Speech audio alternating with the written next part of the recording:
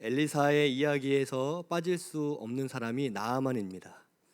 이 나아만은 하나님의 은혜로 고침받지 못했던 나병을 고침받게 되었습니다. 극적인 사건이었고 또 이스라엘 백성이 아닌 아람 사람이었습니다. 그래서 엘리사의 여러 이야기 중에 특별히 나아만은 늘 언급되는 인물이기도 합니다. 이 나아만을 소개할 때 아람의 군대 장관이다 이야기하고 있습니다. 아람은 이스라엘 북쪽에 있는 지금의 시리아 지역에 있는 나라였습니다. 거기에서 크고 존귀한 자로 추앙받았는데 그 이유가 1절에 기록되었습니다. 그가 아람을 구원하였다 기록하고 있습니다. 그 사람이 이 군대 장관이었던 나아만이 아람을 외부로부터 지켜주고 보호해주는 아주 유능한 그런 장군이었음을 성경이 보여주고 있습니다. 우리로 친다면 김유신 장군, 이순신 장군처럼 업적이 있는 장군이었습니다. 성경에서 그를 이야기할 때 하나님께서 그에게 아람을 구원하게 하셨다 기록하고 있습니다. 혼자 한 것이 아니라 하나님이 나아만과 함께 계셨다 이야기를 해주고 있습니다. 나아만이 하나님을 믿어서가 아니라 오늘 이 말씀은 하나님께서 이스라엘만의 하나님이 아니라 이방 민족이었던 아람, 또 이방 사람이었던 나아만도 하나님의 그 계획 아래에 있고 또 하나님의 주권 아래에 있다. 하나님이 모든 열방의 주인이심을 성경이 우리에게 보여준다라고 우리가 이해하면 되겠습니다. 중요한 것은 이 나아만이 큰 용사였지만 1절 하반부에 그는 큰 용사이나 나병 환자더라 성경은 정확하게 기록해주고 있습니다.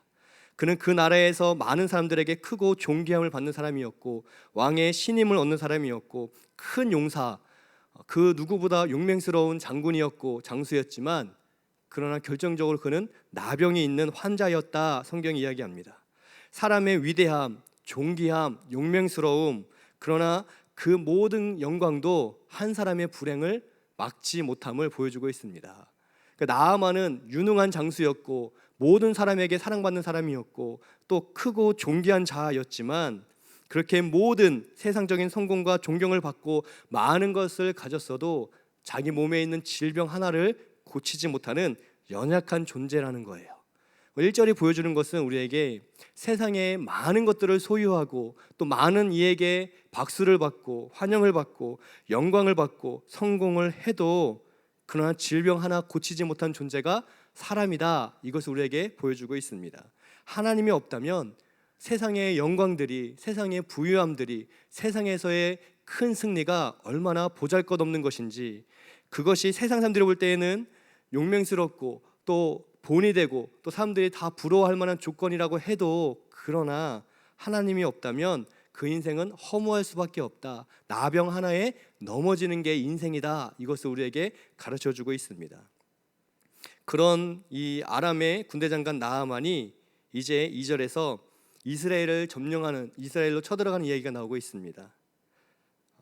이 아람은 시리아 지역, 이스라엘의 북쪽에 있는 나라인데 간헐적으로 경계선을 넘어 이스라엘을 침범해서 약탈하고 뺏었습니다. 강대국이었기 때문입니다. 그래서 2절에도 아람 사람들이 떼를 지어 마치 강도처럼 이스라엘 땅에서 소녀 하나를 사로잡았다 기록하고 있습니다. 그러니까 아람 사람들이, 이 나아만이 또 그 군대가 툭하면 이스라엘로 침범해서 마을을 점령하고 빼앗고 죽이고 또 돌아왔음을 보여주고 있습니다. 이런 예들은 인간의 역사 속에 무수히 많습니다. 강한 나라가 약한 나라를 침범하고 뺏는 이야기. 우리나라에 조선시대에 병자호란이 있었습니다. 청나라가 조선에 쳐들어와서 조선 왕을 굴복시킨 이야기입니다. 청나라가 12만 명의 군사를 이끌고 내려왔고 당시의 왕은 인조왕은 한양을 버리고 남한산성으로 도망갑니다. 그리고 맞서 싸우다가 결국은 굴욕적인 패배 속에서 이제 청나라를 섬기겠다 이렇게 약속을 합니다. 그러면 청나라가 돌아가는데, 그래서 청나라가 그 후에 우리랑 사이가 좋았는가? 그렇지 않았습니다. 청나라가 강한 나라라는 것, 조선이라는 나라가 약한 나라라는 것, 이것이 밝혀진 순간부터 청나라는 툭하면 조선 북방 지역을 쳐들어와서 동네를 약탈해가고 뺏어가고 몰살시키고 또 그 중에 힘이 연약한 아이들 또는 여자 아이들을 포로로, 종으로 데려간 역사가 무수히 많이 기록되어 있습니다. 지금 아람의 나아만이 또 그 군대 사람들이, 군인들이 했던 일이 바로 이와 같습니다. 큰 나라 아람이라는 강대국이었기 때문에 상대적으로 약했던 이스라엘을 언제든 쳐들어가서 한 도시를 빼앗는 거죠. 약탈하는 거죠. 그것이 강대국이 약소국을 대하는 자세입니다. 뺏고 죽이고 종 삼았습니다. 어른들은 다 죽이고 연약한 아이들은 포로로 종으로 데려갔습니다. 그래서 2절에 어린 소녀 하나를 사로잡아 나아만의 아내에게 주었다. 나아만이 자기 아내에게 어린 소녀 한 명을 주었다 기록하고 있어요. 이것은 그냥 단순히 한 아이를 납치해서 종으로 여겼다가 아니라 한 동네를 몰살시키고 약탈하고 불태우고 그 동네를 다 없앤 후에 그 중에 어린 아이 하나를 데리고 와서 자기의 종 삼았음을 성경이 보여주고 있다는 거죠. 나아만이 그렇게 잔인했습니다. 왜 잔인하냐면 나아만이 그렇게 원수 같은 일을 하고 그 아이를 사로잡고 와서 누구에게 줬냐면 자기 아내에게 줬다는 거죠. 그러니까 아이의 입장에서는 자기가 어릴 때부터 어려워서 계속 자랐던 그 동네를 없애고 빼앗고 약탈해 갔던 원수가 그것도 원망스러운데 그 원수의 집에 아내의 하인이 되게 했으니 이건 감당할 수 없는 큰 상처가 이 아이에게 있었다는 거죠. 그런데 어느 정도 시간이 흘러서 3절에 이 아이가 여주인에게 말을 합니다. 나아만 장군이 갖고 있는 그 나병이란 질병, 이 질병이 이 아람에서는 고칠 수 없지만 우리나라에서는 선지자 엘리사에게 가면 이 병 능히 고칠 수 있습니다 라고 지나가듯 성경에 기록해 두고 있습니다. 결국은 이것을 계기로 나아만은 아람을 떠나 북이스라엘로 가게 되고 엘리사를 만나게 되고 고침받게 됩니다. 오늘은 이 나아만보다 이 아이를 먼저 살펴보려고 합니다. 왜 이 아이는 굳이 이런 이야기를 했을까? 왜 이 아이는 굳이 나아만이 나을 수 있는 길을 가르쳐 줬을까? 이것이 이해되지 않는 두 가지 이유가 있는데, 첫 번째는 나아만은 원수였기 때문입니다. 부모를 죽였을 가능성이 굉장히 큽니다. 이 아이를 부모가 살아있는데 아이가 뺏어갈 때 그것을 볼 만한, 그냥 두고 보는 부모가 어디 있겠습니까? 맞서 싸우다 죽었던지 아니면 전쟁 중에 죽었던지 어쨌든 나아만이 또 그의 수족들이 찾아와서 약탈해 갈 때 그 자리에서 죽었을 가능성이 큽니다. 죽지 않았다고 해도 부모와 생이별을 시킨 장본인이 나아만이었습니다.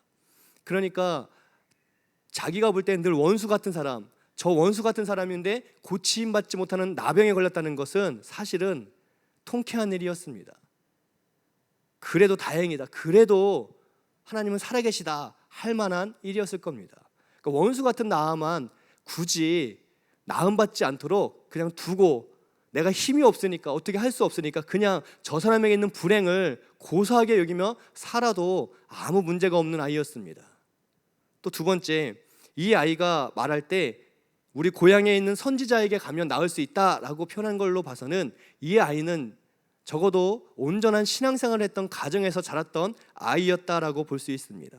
그때 북이스라엘은 바알을 섬겼습니다. 엘리야, 엘리사가 왜 하필 그 위대한 선지자들이 동시대에 연이어서 북이스라엘 선지자로 세워졌냐면 그만큼 시대가 악했기 때문에, 그만큼 북이스라엘이 타락했기 때문에 하나님께서는 탁월한 선지자 엘리야를 보내고 그 뒤를 이어 바로 엘리사를 보낸 것이었습니다. 그러니까 탁월한 선지자가 있는 것은 좋은 일처럼 보이지만 한편으로는 오늘날 탁월한 선지자가 있다는 건 오늘날이 하나님 보시기에 굉장히 악한 시대다라고 우리가 해석할 수 있습니다. 이 북이스라엘이 그랬습니다. 아주 악한 시대였습니다. 바알을 섬기고 아세라 목상을 지방 곳곳에 두었던 시대였습니다. 그런데 이 아이가 바알을 섬기고 아세라를 섬겼다면 바알을 이야기하고 아세라를 이야기했을 텐데 지금 엘리사를 소개하고 있습니다.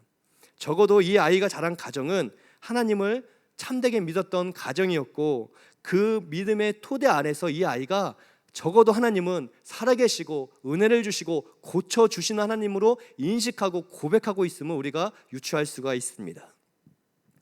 그런데 그런 믿음의 터전이었기 때문에 더 이해가 안 되는 거예요. 왜냐하면 그렇게 살아계시고 지켜주시고 은혜 주시는 하나님이 계신데 나에게 왜 이런 불행이 찾아왔는가 라고 생각한다면, 한순간에 엄마 아빠가 갑자기 돌아가시고 또는 헤어지고 한 마을이 사라지고 자기는 이방 민족에 끌려가서 그 민족의 종이 되어서 앞날이 보이지 않는 그런 캄캄한 삶을 살아야 되는데, 하나님이 살아계시고 어릴 때 그토록 부모로부터 들었던 하나님, 믿어왔던 하나님, 섬겨왔던 하나님, 그분이 살아계신데 왜 이처럼 나에게는 이런 불행이 찾아왔을 때 하나님은 아무 말 하지 않으셨는가, 아무 일도 하지 않으셨는가라고 얼마든지 의심할 만한 상황이 지금 이 아이에게는 벌어진 거라는 거죠. 하나님이 원망스러울 만한 상황이라는 겁니다. 근데 그런 순간의 삶이었는데 지금 엘리사를 통해서 하나님께서 치유하심을 증언하고 있습니다. 선언하고 있습니다. 하나님께 서운한 마음, 억울한 마음, 원망스러운 마음이 계속 있었다면 이렇게 하지 못했을 거예요. 우리가 여기서 알 수 있는 것은 이 이름 없는, 이름도 나와 있지 않는 무명의 아이는 적어도 그 마음의 깊은 상처들이 치유되었다는 겁니다. 그 마음의 상처가 어떻게, 어떤 방법으로 치료됐는지는 모르지만, 그러나 그 상처를 극복했기 때문에 그가 나아만을 볼 때 분노하고 미워하고 상처로 보는 게 아니라 저 나아만은 치료받아야 될 불쌍한 사람으로 보는 눈이 열렸다는 거죠. 또 아직 어리기 때문에 그냥 어린 아이니까 그런 깊은 어떤 상처 같은 거 없이 그냥 받아들인 거 아닌가 생각할 수 있지만, 여러분, 상처는 어린아이나 어른이나 다 마찬가지라는 거죠. 가끔씩 어른들이 착각하는 게 아이들은 상처받지 않을 거야 생각하는데요, 아이들도 똑같이 상처받습니다. 아이들은 표현을 오히려 못할 뿐이지 어린아이에게 심겨진 상처가 커서 그 아이의 삶을 주관하는 경우가 굉장히 많습니다. 아이의 상처를 우습게 여길 수 없습니다. 한 아이가 받은 상처가 그 아이의 인생을 결정지을 수도 있기 때문에 아이의 상처 또 어른의 상처는 동일하게 누구에게나 깊은 아픔을 줄 수 있다는 거죠. 또 이 아이가 순응했기 때문에 그냥 이 현실을 이해하고 순응했기 때문에 그냥 소개한 거 아닌가라고 볼 수도 있습니다. 그렇다면 어쩔 수 없이 순응한 거라면 그냥 이 아이는 그냥 성실하게 노예로 살아갔으면 됐습니다. 굳이 엘리사를 소개해서 나병에 대해 관여할 이유가 하나도 없었습니다. 그런데 이 아이는 적극적으로 개입하고 있습니다. 노예가 지금 주인에게 찾아가서 먼저 말을 건네고 있는 거예요. 먼저 나을 방법을 소개해주고 있습니다. 어른이 아이에게 할 수 있습니다. 주인이 종에게 할 수 있습니다. 그러나 다른 나라에서 잡아온 종이 주인에게 찾아가서 먼저 그 병 나을 수 있다라고 말한다는 것은 쉬운 일이 아니었습니다. 그런데 적극적으로 이 아이는 주인에게 찾아가 그 이야기를 합니다. 인간적인 어떤 변화가 있어서 그런 것이 아닙니다. 그냥 이 아이가 원래 착한 아이였기 때문에 그런 것이 아닙니다. 정말 낫기를 바라는 마음이 그 아이에게 있었던 이유는 이 아이의 마음에 나아만을 바라볼 때 그 영혼을 보는 눈이 열렸기 때문이고, 또 하나님의 은혜로 이 상처로부터 자유함을 얻었기 때문에 나를 고쳐주시고 나와 함께 하신 하나님이 저 사람도 고쳐주실 거야 라는 믿음의 확신, 하나님을 향한 믿음의 고백이 분명했기 때문에 적어도 이 아이는 지금 용기 내어 찾아가서 엘리사를 소개할 수가 있었다는 거죠. 사람의 마음은 단순하지가 않습니다. 이 아이가 우리가 너무 쉽게 너무 이 아이를 좀 안 좋게 보는 걸까요? 하나님을 원망한다는 것, 하나님을 향해서 미워하는 마음이 생긴다는 것, 그럴 수 있을까라고 우리가 멀리서 볼 땐 그렇게 말할 수 있습니다.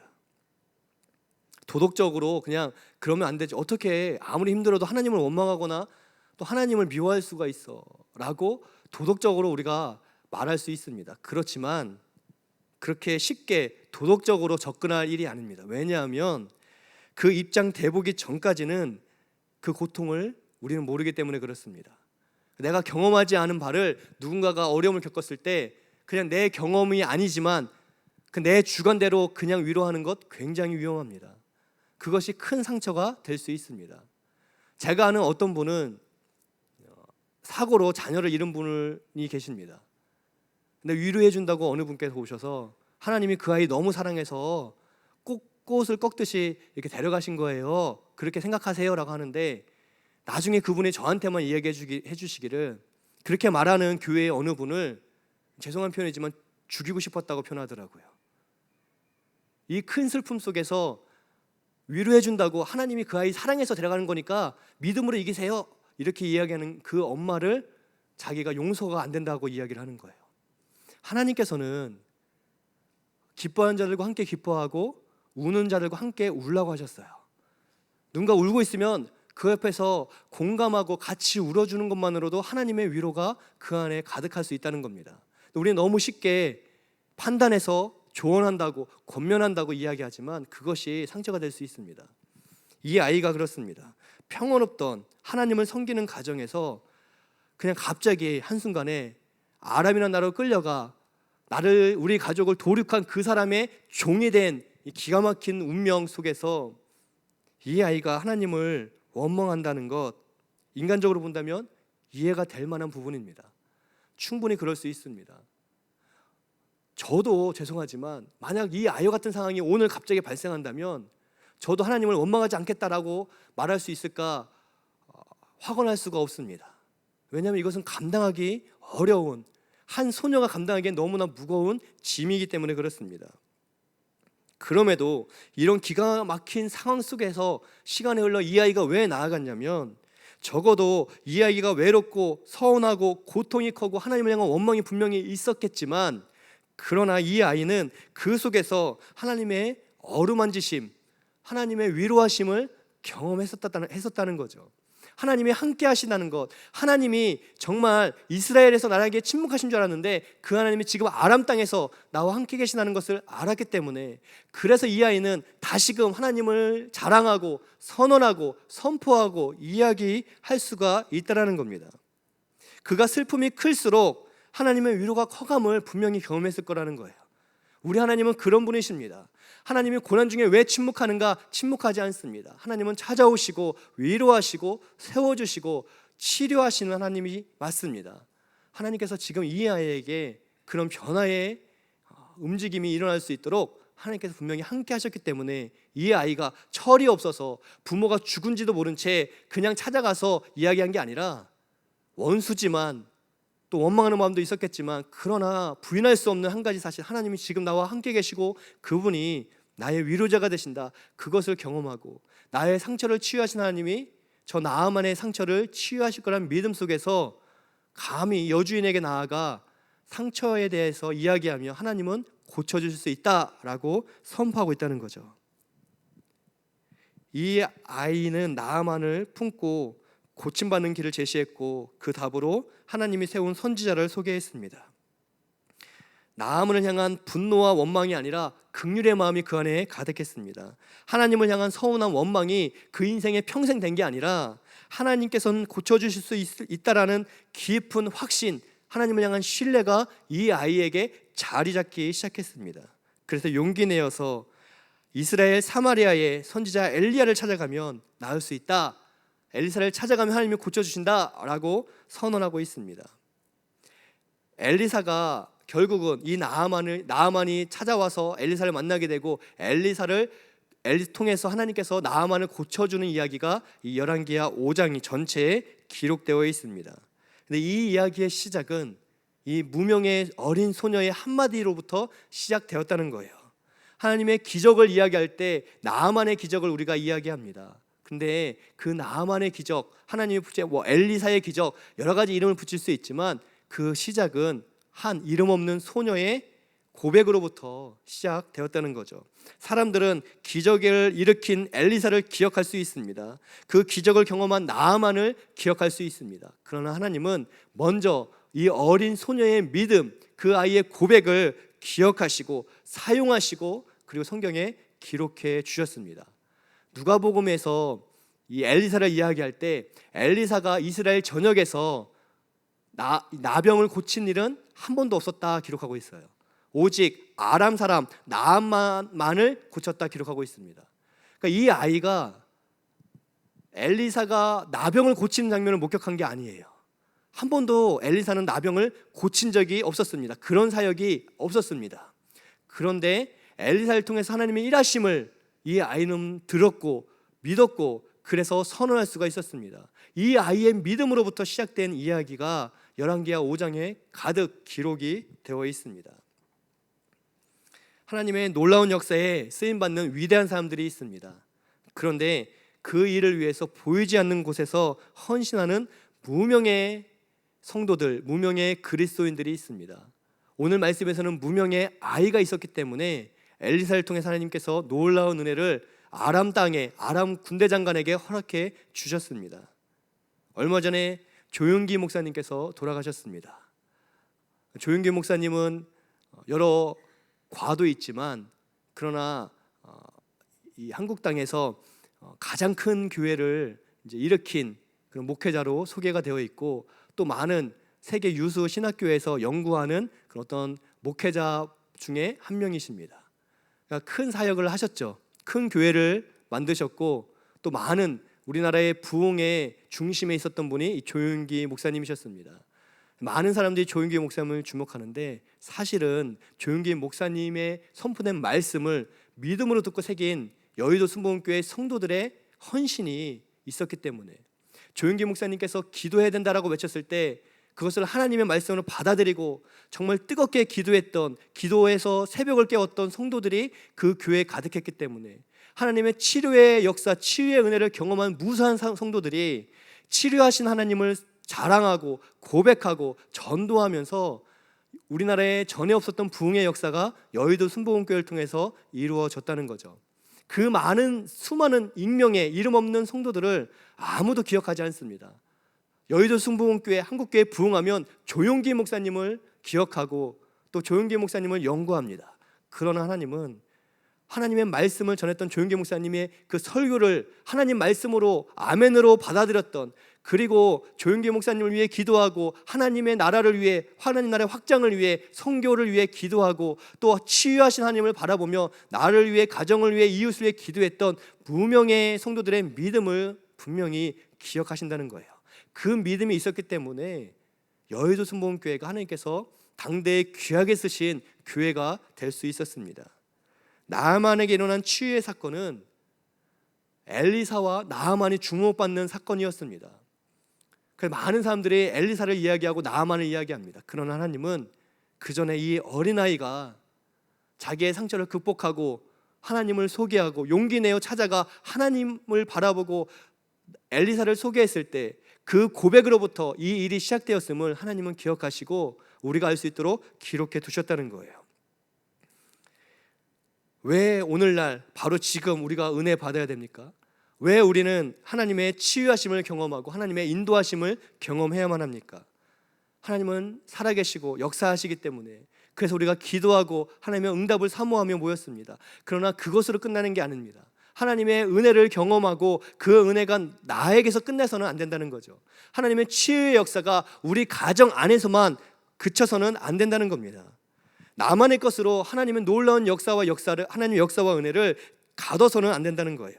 그 은혜의 통로가 될 수 있도록 나에게 주시는 은혜, 나에게 주시는 위로를 아직 쓰러져 가고 있는, 죽어가고 있는, 흐트러져 가고 있는 사람들에게 전하고 통로로서 치유의 하나님을 선언하고 선포하고 가르치고 고백하고, 또 하나님이 나를 통해 주신 그 놀라운 역사가 다른 이에게도 동일하게 내려지도록 우리가 입술을 열고 마음을 열어 찾아가 전하고 고백하고 증인이 되어야만 한다는 겁니다.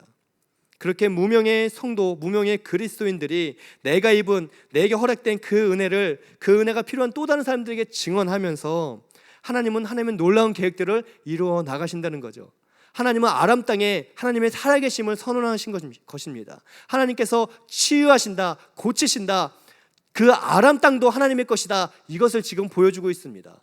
그런데 그 일을 한 무명의 어린 소녀를 통해서 시작하셨다는 거예요. 우리가 복음을 전하고 살아계신 하나님을 증언하고 또 내가 경험한 은혜를 간증하는 것, 우리가 볼 때는 아무것도 아닌 것처럼 보일지라도 그 간증을 통해, 고백을 통해 하나님은 놀라운 일들을 계획하시고 진행하신다는 거예요.